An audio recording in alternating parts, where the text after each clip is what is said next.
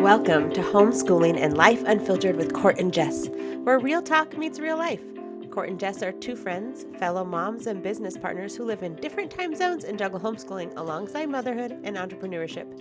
Jess is a mom of 8 and Court is a mom of 7, and together they're raising 15 kids and navigating the wild, wonderful world of homeschooling, each in completely different ways. Every week, we invite you to pull up a chair for honest conversations, practical tips, and uplifting encouragement. You'll hear from moms across the country who are homeschooling in a way that works best for their families. Whether you're a veteran homeschool mom just getting started or somewhere in between, this is your space to feel seen, supported, and inspired. Because no matter how different our paths may look, we are all in this together. Hi, welcome back to Homeschooling and Life Unfiltered with Court and Jess. We are going to talk all about math this week, which honestly should be kind of short because it's probably my least favorite subject that I teach. I don't know, maybe not, maybe science. It is my least favorite. All right, so math, and honestly, mine is fairly simple. So like in language arts, like I've changed a lot over the years, and my math, I've stayed pretty consistent. Like this is what we do when they're younger, and this is what we do when they're in the middle, and this, so anyways, you want to go first? Sure. My math has changed wildly over the years. And I hate math.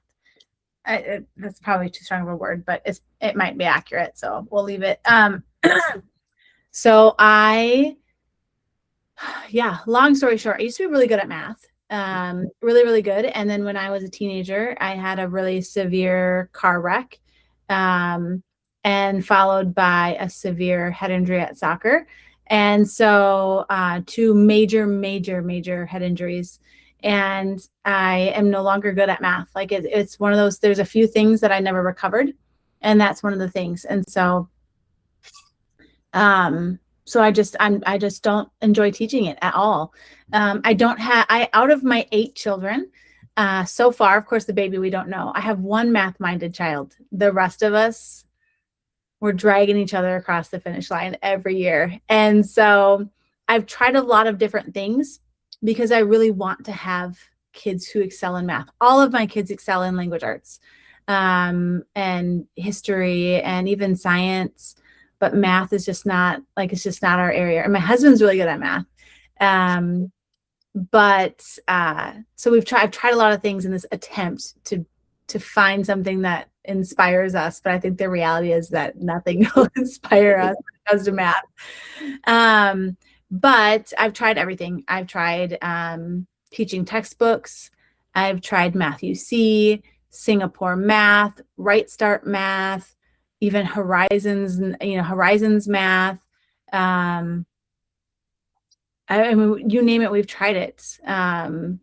So what did you end up doing? What did you stick with? Oh, we didn't stick with anything. We've dabbled. I feel like we've changed every 2 years. They're doing a new math curriculum. I'm actually not seeing. And so they have had a very eclectic approach to math for sure. But probably around a year or two before the pandemic, we were introduced to Mathnasium. That's that math tutoring service that we use. And so we've used that on again, off again. So like my son this year for his 11th grade year, he's only doing Mathnasium. Like there's no need to supplement. He goes there 2 to 3 times a week. Actually, he's 3 times a week. He goes there 3 times a week, and that's his math. He goes for an hour and a half 3 times a week. Send home like homework and things for him to do on that. Nope, there's no need. It's a super comprehensive program. Like I've asked multiple times, and he doesn't need to do any more math than this at home, right? Nope, this is all he needs to do. And right now he's doing all ACT prep. So like really he's just preparing for the ACTs. He has all the math he needs to graduate high school already. So that could be also why he doesn't need to do anything more at home. And we really love Mathnasium. It's been amazing.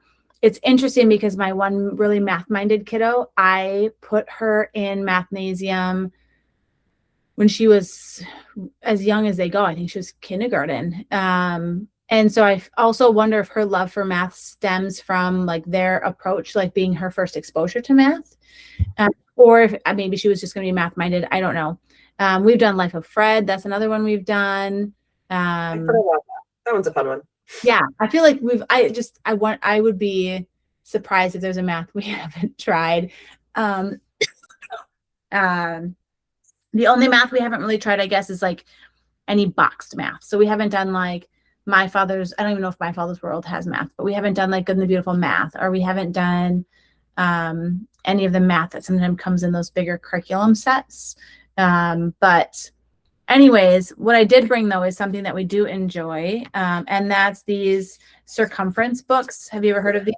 Mm-hmm. Yeah. We have a lot of math, like literature books. Yeah. So these are storybooks, and like this one is circumference and the fraction fair.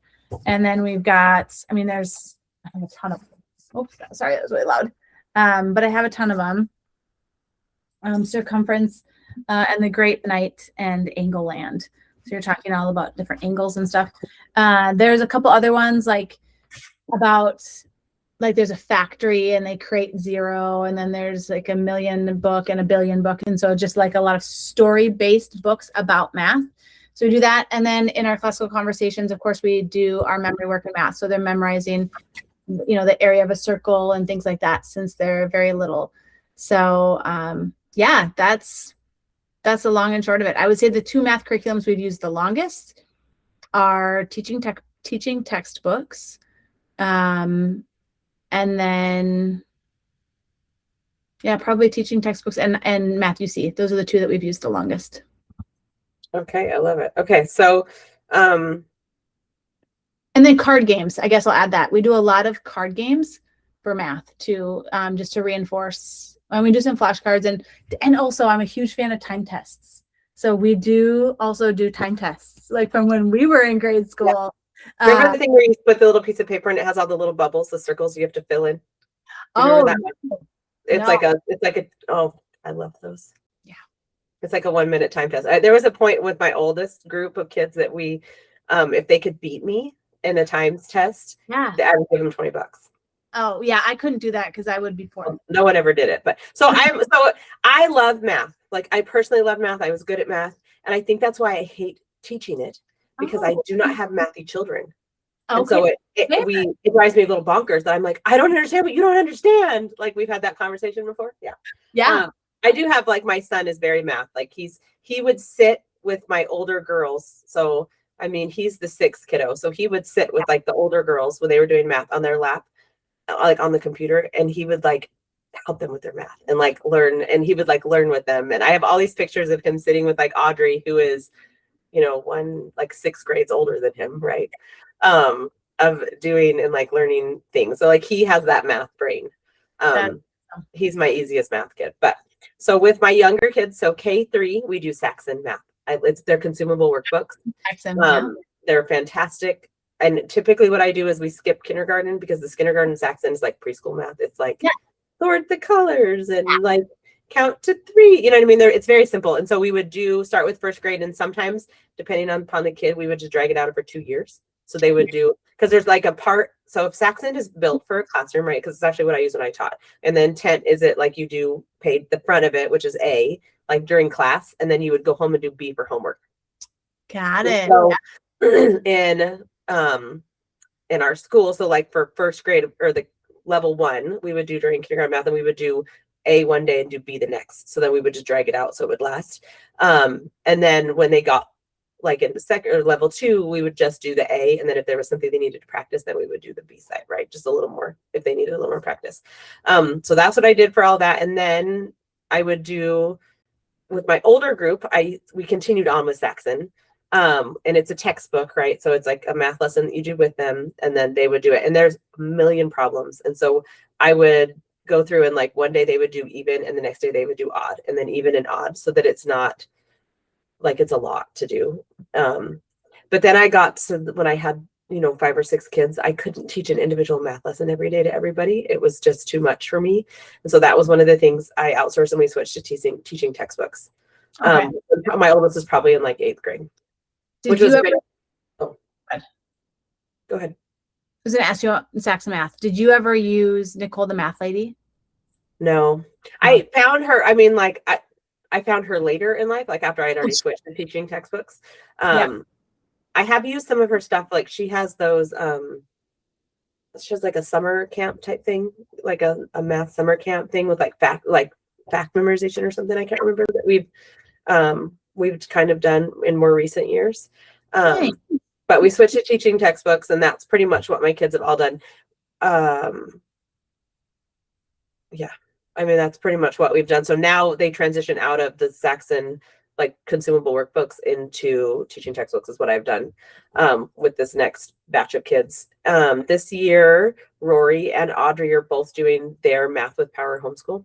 Yeah. Rory was really struggling with teaching textbooks. And we tried everything. Like we tried a bunch with her. We tried CTC math. We tried, trying to think what it, we tried a few with her because she's my least mathy or like hates it the most, right? But she really likes the way they teach it with Power Homeschool. So it works for her. And she's been able to pass math this whole year with very few tears. So I'm going to call it a win. Yeah. But we also do a bunch of the storybook math stories. Like as part of family school, we have math as one of our subjects, and we would read, you know, like those picture book things. There's a million of them. The Life of Fred, which I forgot. I have all of Life of Fred. We should bring those back out and put in there, especially now that we're getting into like the algebra ones, like to bring those back out. And those are the nice things is you can do that. You can read it. And like Macy, obviously my younger kid isn't going to be like, she'll pay attention. I mean, they still learn something and they still gather out of it, even though they're not at that level of math. Yeah. It's just such a nice way to kind of sprinkle it in. We play a lot of math games though. Yeah. So, you know, like Sky Joe, Sky Joe is like doing negative numbers and negative and positive numbers. So that's a really good one. I don't know, there's a million, but I like incorporate math games. So that's one of the things we do as part of family school is we'll play like a game, some kind of mathy game that's like silent, and then we listen to our audiobook. And then one of the other things that I really like when they're in that transition of like memorizing the math facts, we do, we have the old, they remind me of their old fashioned because they're like from when we were kids, but the like wraparounds, you know, like the wraparound. Oh, yeah, we have tons of those. Love those. Those are really great. We've done like the Times Tales, the little stories. Have you ever done those where it's love those? Yeah, the pictures, the stories. So we've done those. Forgot about those though. Times Tales. I love those. Actually, I don't think I did those with Hannah, my youngest, but you know, a lot of our math exploration too came from her because I can't keep her filled enough with math. Like she does math museum too, but she wants to do also other math. She's done up to 3 math curriculums at one time, like just like at one time. She just loves it. But do you guys ever play Snake or Number Knockout? Oh no, what's that one? Oh, they're super good. So they're on a team base, so they're super fun. But Snake is really fun. Like a board game you buy? No, it's all dice. Sorry, it's all dice. But you look at Number Knockout.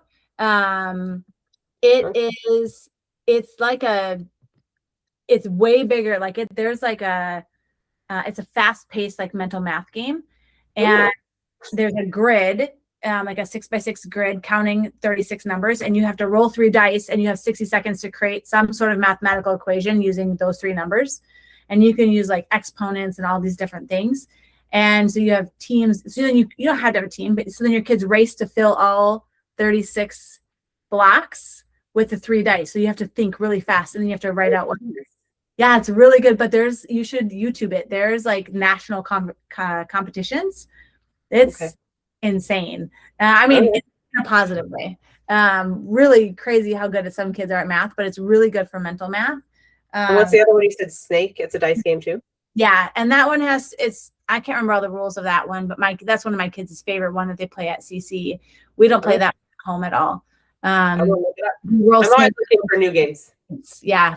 They have all the grids like on Pinterest for Snake, or the rules and like fancy game boards and stuff. But I forgot all about Times Tales. I wrote that down, so I'm gonna bring that one back out. Yeah. Well, that's why when you said the storybook things, I was like, "Ooh, I haven't done that in a long time. I should put that back in the rotation for next year." I'm working on next year's school. Like I'm already starting to like plan. You know. I am not even finished playing with this year. I gotta finish this year. We're not done, but I'm over it. How's that for an answer? Well, I'm kind of in that one. Like I need to do what we've just suggested people do, where they go and kind of really look at what all the things they've done for this year, because I'm in that mode of like panic of what we didn't get enough done. What should we do? You know, how do we get the rest done? I did my review last weekend when I went on that mom's retreat, and it's just so nice to like have it, see it down. And so it made me think of like all the things, like where are my holes? What do I want to do better at? So then now I feel like I'm in a brain space to start kind of thinking about what I want to do next year, because I saw the holes of like where I wanted to be better at. And so now I'm anyways, but family school, we did some things really good and some things that I didn't really put in good rotation. And so we bombed family school. We bombed it. Oh, morning basket. Yeah, it didn't go that well for us this year, but we still got a lot of other really good things. We did such a good job in science this year, and I need to keep reminding myself of that. Those kinds of things, right? As we enter the end of the year, that there are going to be years where you just bomb certain things, but you do other things really well, and you just got to hold on to those things and push forward. I got a solid C- in history this year. And I will own it. But I ordered something new for next year that I'm really excited about. It's literature based, and like it's more of like what I think we're gonna love. So I know we're gonna do a separate science one, but you can't leave us hanging. What did you order? Oh, for history, I'm going back to Beautiful Feet, which is the literature based. Yeah. Yes, and that's such a good. Good. Right. And I love to read, like, and I enjoy it because I love to read books. And so it makes me want to do it. And plus, when you're reading a book, you want to keep going. Like, you want to know what's going to happen. Right. So it's not as easy to just like, oh, we didn't do Story of the World today. Like, that's okay. But it's because it's not, I mean, it is a continuation, but it's not like you're leaving off hanging in the middle. Like, because each chapter is so different in different places. So I just do better with that. So anyways, all right. So there's math. And apparently a little bit of science and social studies. That's okay. All right. Next week we'll be back with science. All right. Have a great week, everybody. Bye.